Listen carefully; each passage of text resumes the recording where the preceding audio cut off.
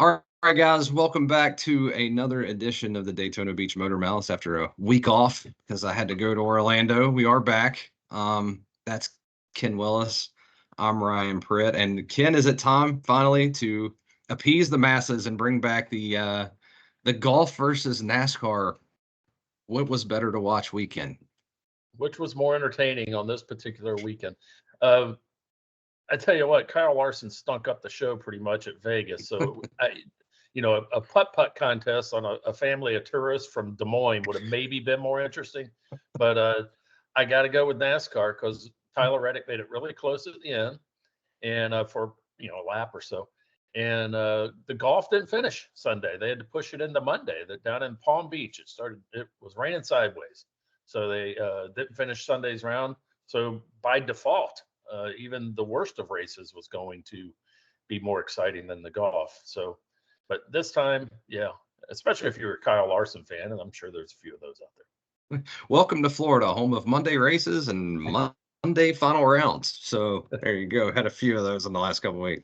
You touched on it, man. Kyle Larson kind of put it on these guys yesterday. I think it was 187, somewhere in that range of laps he led. 188. I had it. I should probably have written that down, right? Either way, it was a lot. And that's kind of what you've grown to expect out of him at that racetrack. Is this starting to touch on Kevin Harvick at Phoenix and his prime level? Kyle Larson at Vegas? I thought of that when I was looking ahead to Phoenix's this coming week, right? I believe.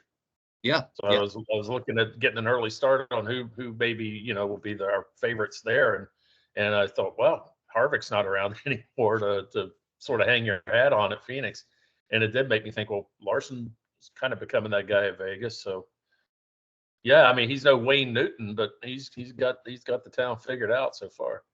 Yeah, shout out to Noah Gragson, by the way. 6th place, really strong at the end of that race. And I know he got docked with the big points penalty there, which is killing him in the standings, but that's 2 top 10s in 3 weeks. And I don't have the full list of guys with 2 of them this year, but it can't be long. So probably the start he needed after a rough 2023, wouldn't you say? Yeah, that was a good showing, and a few guys had decent showings, and a few guys didn't. A few guys wish we raced at plate races every week after opening with two pack racing plate races. Yeah, a few guys were missing the field equalizers at Las Vegas. Well, briefly before we come off of all the things Las Vegas, we should mention, and this was a big storyline Friday night. Rajah Caruth, speaking of put it on him over the last 30, 40 laps, becoming the third black driver to ever win a National Series race in NASCAR, which is obviously a pretty big deal. But, even more than that, too, this is another iRacer, right? Following the William Byron path to NASCAR stardom. And I don't know how much of that you got to see, but just kind of your thoughts on that. And this kid seems to be pointing in a pretty good direction right now. I was giving that the occasional look-see. I was flipping back and forth, and yeah, he got out there and wouldn't let it go. I mean, he really, and remember, he was really strong at Daytona plate race. A lot of guys are strong at Daytona, and they're not when you get to an intermediate or shorter track without the plate restrictor plates. So he's shown that's 2 really good signs early in this season. Is that he's not afraid of plate racing in the big packs, and then doing what he did at Vegas Friday night or Saturday night. My days are running together, but yeah, that's a really good sign for that team and him. Yeah, good stuff there. So, you touched on something in your story, or our story today, I guess, Speed Freaks, where you measured the panic meter on Joey Logano and Brad Keselowski. You guys make sure to go to news-journalonline.com, shameless plug there, to read that story. But it got me thinking, there's a few other drivers here. I brought my panic measure. Good. That we scale at 1 through 10, and I just kind of want to gauge where you're at with these guys. You touched on one in the story. He's 7th in points, but has not finished above 12th place. What are you grading Chase Elliott at it through 3 races here so far this year? Well, let me see where it goes. See where it ends up. 4. 4. Okay. Does that look familiar? I would say a 4. Yeah, you think, especially given last year. I mean, last year was a real dud for him, and I thought he'd come out of the box, really hungry and wanting to show something. And I'm sure he is hungry and wants to shift something. And perhaps it's just circumstances. But he had 2 relatively clean plate races.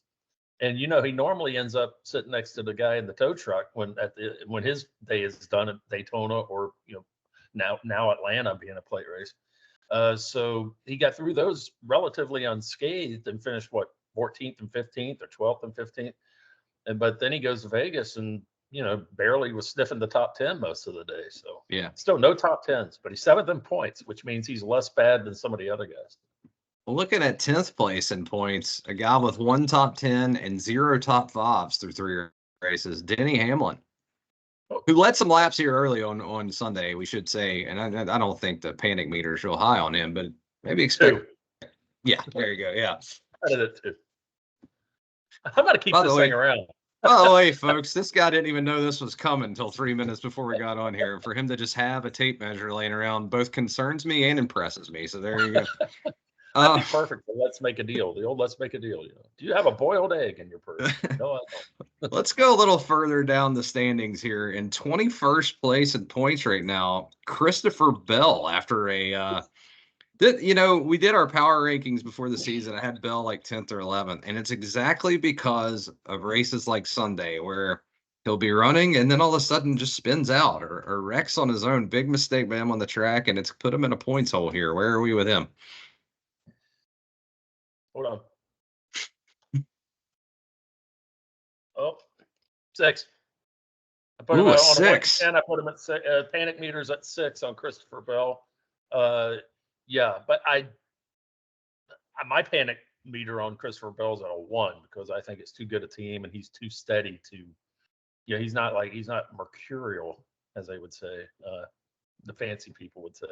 I think he's going to be fine. And the thing to do 3 races into the season, and it makes you feel real smart to just say it, but we keep saying it, he'll be fine.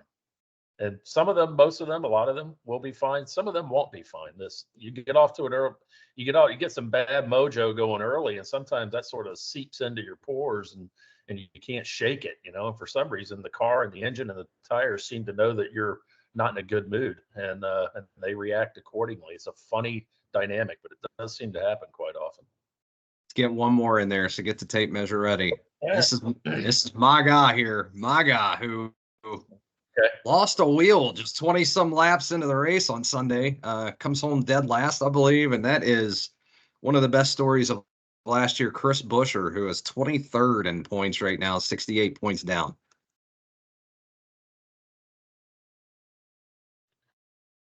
Oh, it's all over the place. There, I think 5.5. I think it got to 11 at one point there. I don't know. Not in this house. Yeah, 5.5 for Buescher. Yeah, hopefully he could turn it around there. He had some good comments after the race. But I tell you, Keselowski, who, again, you mentioned in the story, the speed just wasn't there for him at all weekend. And I think that's more concerning than blowing a tire or losing a tire or hitting the wall or something, right? Yeah, and I guess when a wheel just comes off, you don't know who to blame or what to blame. It could be strictly engineering issue, a mechanical issue, something that happened at the plant, But apparently they will lose a couple of crew members for the next race, or there's going to be some sort of penalty. I think it involves losing a couple of crew members for the next race. But boy, that seems highly unfortunate because I don't know how you do the forensic testing to see exactly who is or what was at fault for such a thing. But boy, it's a pretty cut and dry penalty starting last year with the mono hub or whatever we're calling those things. Yeah. Quickly on the other side of the coin, a quick shout out, early in the year, Austin Cindric, who got caught speeding Sunday, probably ruined another top 10 finish. Currently 11th in points. I think he's been pretty good this year. And then the Spire cars on Sunday, I think all had speed. And of course, Zane Smith gets caught up real early in that race, and then LaJoie gets caught up late after running top 10. And Carson Hocevar. Did LaJoie catch himself up? It looked like he was by himself, wasn't he? Yeah. He had a little accident there, but Carson Hocevar was a fixture in the top 15 all day too. I thought those cars looked pretty good, so maybe finish are coming. Quickly, let's touch on Phoenix. You mentioned Kevin Harvick gone now. Ryan Blaney, would it surprise you to know that he's never won here? Because it did me. Nah, I mean, it's not like he's won 50 races. I mean, what's he Well, won career? I think you associate, the championship last year with him, but he did not win that race. However, 5 top fives in his last 6 races there, and an average finish of 4th. Both of those Now lead I'm all drivers. Yeah. If I'd known that, I would say, yeah, I'm surprised, because you think he'd sneak a win out if he's been close to it that many times. Yeah. So who do you like? Who do you like this Sunday? Ryan Blaney. Why not? All right, I'm just talking into it. I'm gonna go off the beaten path just slightly. I'm gonna pick Martin Truex Jr. on Sunday, who was quietly solid this past week as well. So yeah, I know. Yeah, my little jury is still out on Marty, so we'll see. Well, maybe we'll throw him in the panic meter next week. So I have the tape measure ready. Oh, I was going to put it away, but yes, I'll keep it handy. All right, I'm Brian Pritt. That's Ken Willis, always with a tape measure on hand. And again, you can take that for how you will, and we will see you next week. Thanks for tuning in. Bye-bye.